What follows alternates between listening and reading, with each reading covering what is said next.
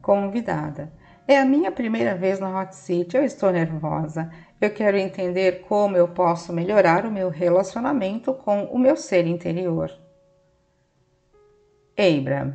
Bem, este é um bom segmento. Aqui está a resposta fácil. Não faça aquela coisa que você faz que não o melhora.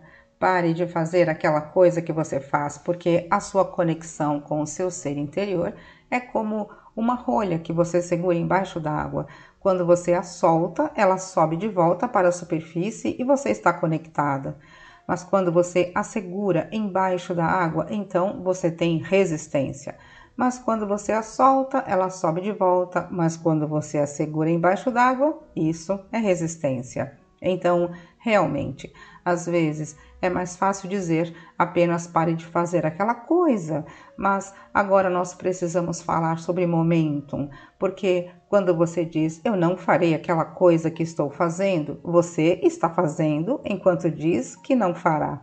Eu não farei aquela coisa que eu estou fazendo, então você realmente precisa começar a dar sua atenção a coisas que você sente que permite que a sua rolha boie. E é apenas uma questão de tempo de transmissão.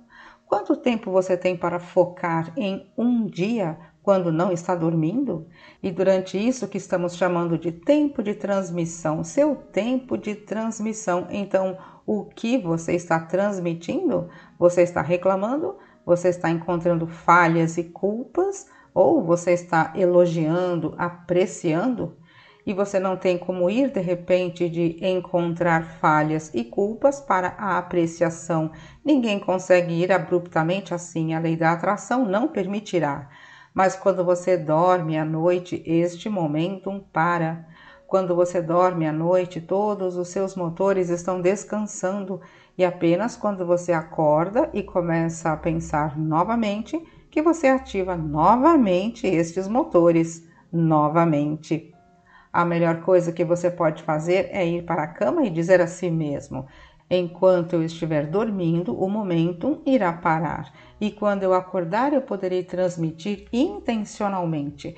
E conforme eu escolher coisas que são prazerosas para mim e permanecer lá por tempo o bastante para que o momentum possa continuar, então eu terei uma oportunidade melhor de. E é o que é realmente o processo: superar crenças que estão atrapalhando. Veja, uma crença é apenas um pensamento que você continua pensando, e algumas das suas crenças atrapalham os seus desejos atuais. É o que estávamos falando mais cedo. Eu quero isto, mas eu não tenho, e eu quero aquilo, mas é difícil de conseguir, ou eu quero aquilo e eu não conheço ninguém que tenha aquilo. Quando você perceber que seus pensamentos importam e que como eles o fazem se sentir indica se você está indo com o fluxo de seu desejo ou se está em algum tipo de resistência com seu desejo, então você poderá ser mais deliberado sobre as coisas que diz. Às vezes as pessoas tentam monitorar ou limitar o que dizem em voz alta e nós dizemos: não faz nenhuma diferença se você está dizendo em voz alta ou não. O universo não está ouvindo as suas palavras, o universo está respondendo à sua vibração. Mas quando você está dizendo em voz alta, existe bastante momentum, então dizer é uma manifestação mais intensa do que pensar. E o pensamento é uma manifestação mais forte do que a vibração sutil em torno da qual você está tendo um sentimento. Nós não queremos que você monitore os seus pensamentos. No início, quando falávamos sobre este corpo de trabalho, nos referíamos a ele como a ciência da criação deliberada, e nós gostamos muito destas palavras porque ciência significa constante evolução, deliberada significa que é de propósito, e criação porque você é o criador da sua própria realidade. E nós pensamos que estas palavras se encaixam muito bem. Elas significam exatamente o que queremos dizer. Mas então os estudiosos querendo acertar, os humanos querendo levar os próprios pensamentos e palavras tão a sério, que vocês começaram a ter medo que a lei da atração pegasse estes pensamentos e fugisse com eles e diziam: cancela, cancela. Preciso sugar os pensamentos e palavras de volta antes que a lei da atração as segure. E a partir daí, nós começamos a suavizar, dizendo que isto é a arte da permissão, já que o passo 1 já foi dado, você já pediu, o passo 2 já foi dado, a fonte respondeu, existe uma realidade vibracional. E agora você precisa alinhar, agora você precisa relaxar e descansar, ser gentil consigo mesmo e entrar no modo receptivo, porque se você não estiver no modo receptivo, você não conseguirá conscientemente e deliberadamente traduzir nenhuma destas vibrações em pensamentos e os pensamentos em coisas. E foi para isso que você veio, é o último estágio do processo. Nós gostamos destas palavras que um amigo perguntou para Esther: qual é o último estágio do processo? O último estágio, o fim do último estágio, as fronteiras infinitas e sem limites do universo, o último estágio, o fim do último estágio sem fim. Não há fim para isso, mas você sabe o que quer dizer quando diz fim de jogo. Você está nisso pela alegre expansão consciente e deliberada. Quando você cria por padrão, não é tão divertido.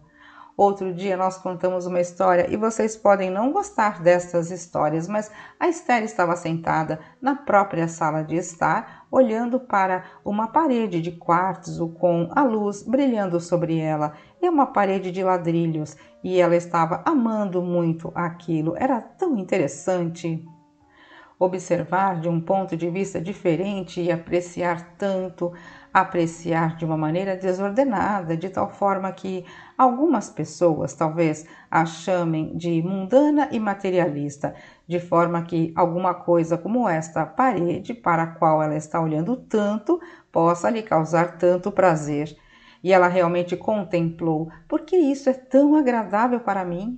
E conforme ela relaxou e permitiu que nosso fluxo de pensamentos fluísse pela mente dela, ela se lembrou que ela e Jerry queriam algum tipo de parede de pedras nesta sala de estar, e eles foram até uma pedreira e especificamente escolheram pedras que pensaram que seriam perfeitas para isso.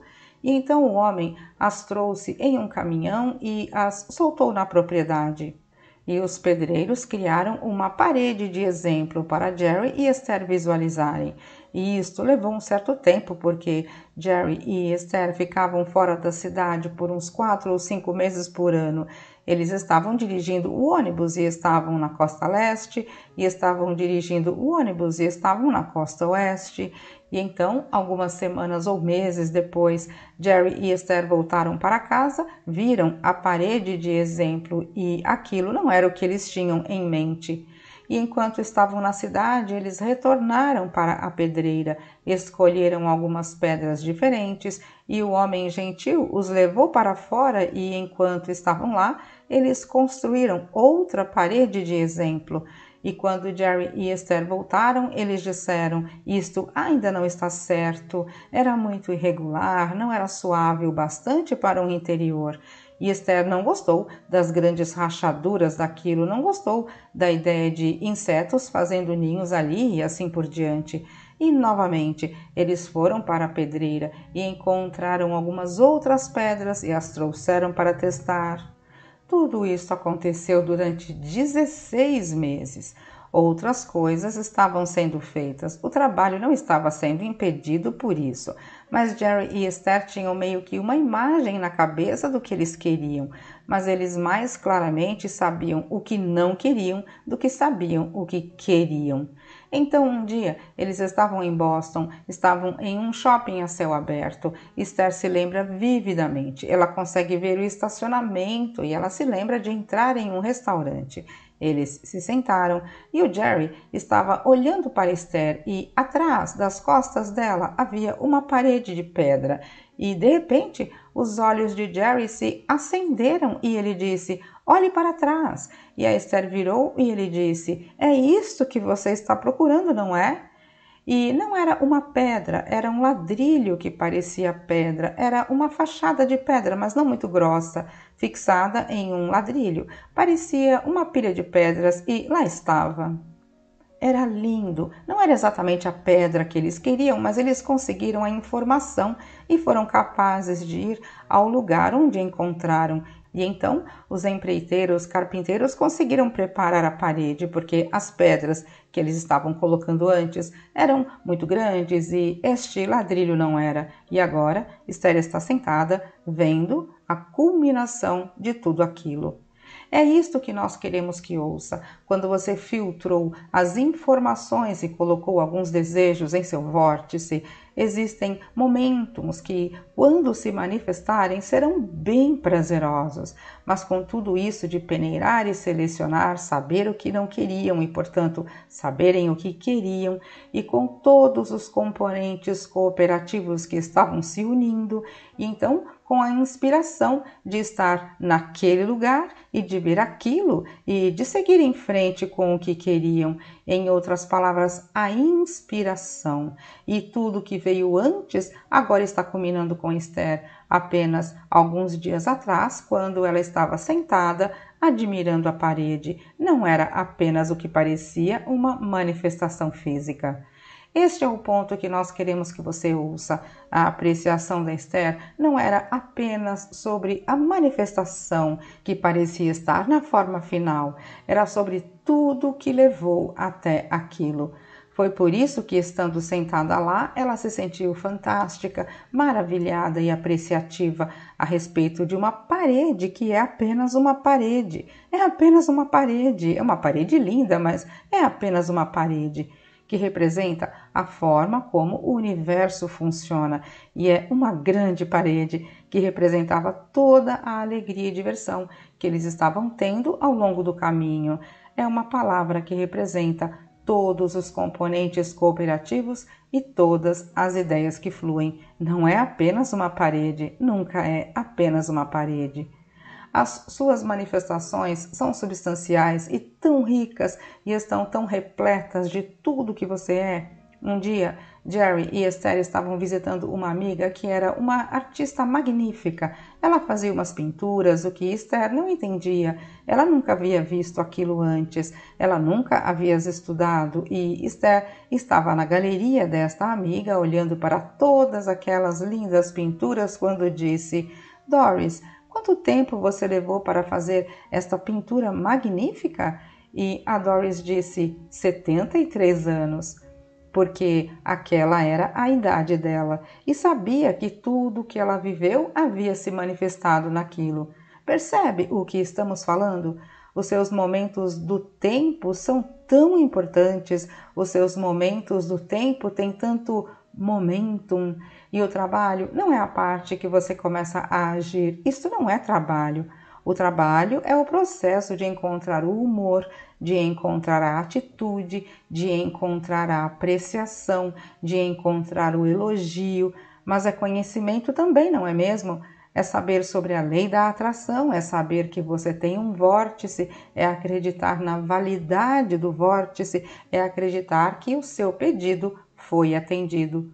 E agora você tem a diversão de assistir o que já foi entregue ser traduzido por você em seu estado alinhado no equivalente físico. As coisas não simplesmente acontecem para você, você as massageia até chegarem no lugar. E esta energia que você está moldando com seus pensamentos é semelhante a um escultor que está moldando argila com as próprias mãos.